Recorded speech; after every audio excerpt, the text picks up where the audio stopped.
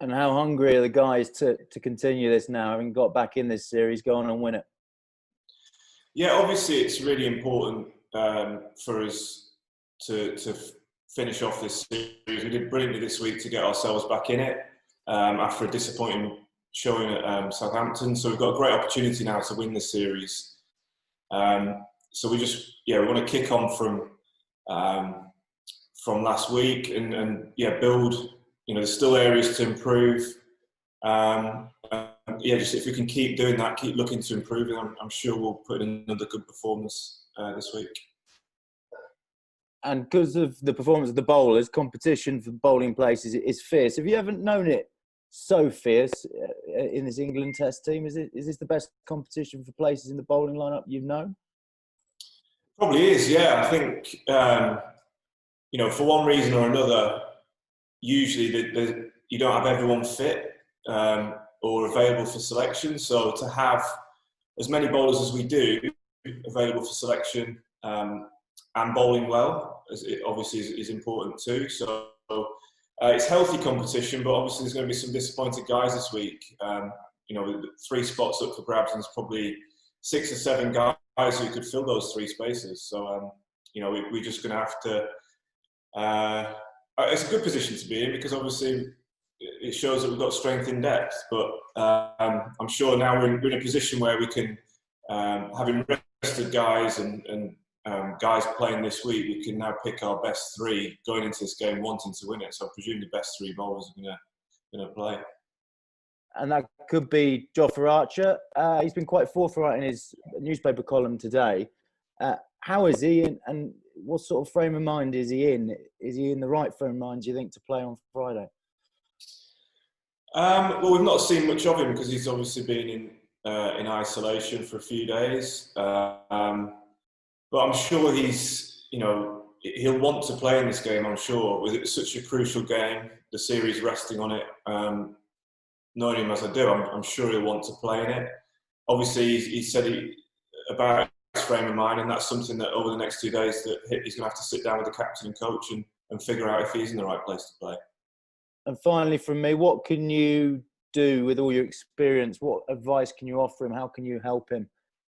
He's obviously finding it tough with the spotlight on him as it is.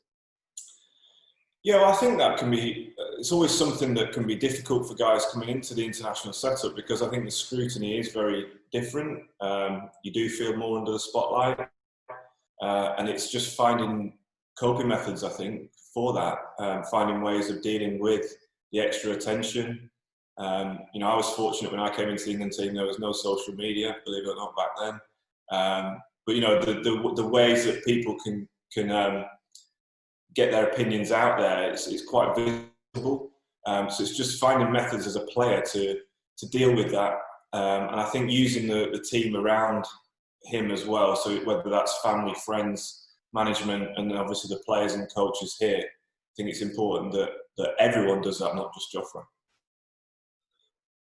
I think I can deal with it a lot better now than a few years ago. I think looking at the bigger picture, I want to be around when we go to Australia for the next Ashes. So I think to be able to do that, we've probably got to do things slightly differently. Certainly I have to do things slightly differently, and it might mean missing the odd game here and there to make sure that I'm in the best possible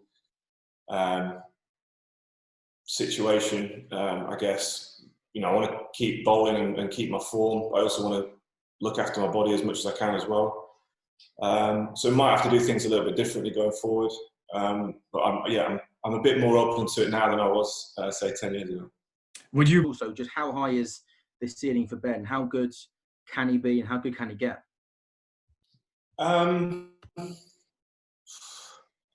It's hard to say how good he is because it's hard to find the words. I saw Joe said the other day that we're in the presence of greatness, and he's spot on.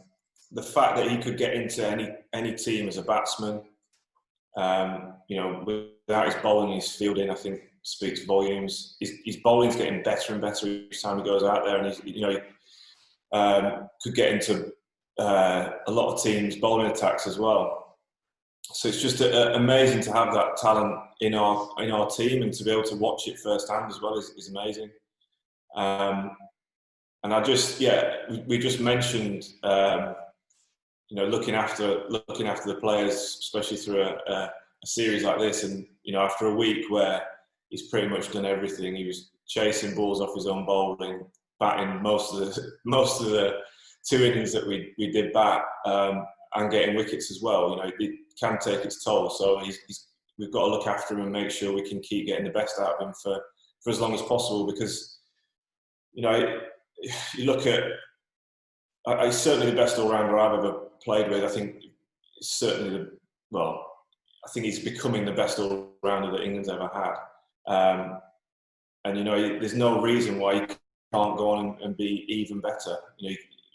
With the bat averaging the 40s, with the ball under 30, and taking spectacular catches. So it's just incredible that we've got him on our team, and it's a pleasure to watch.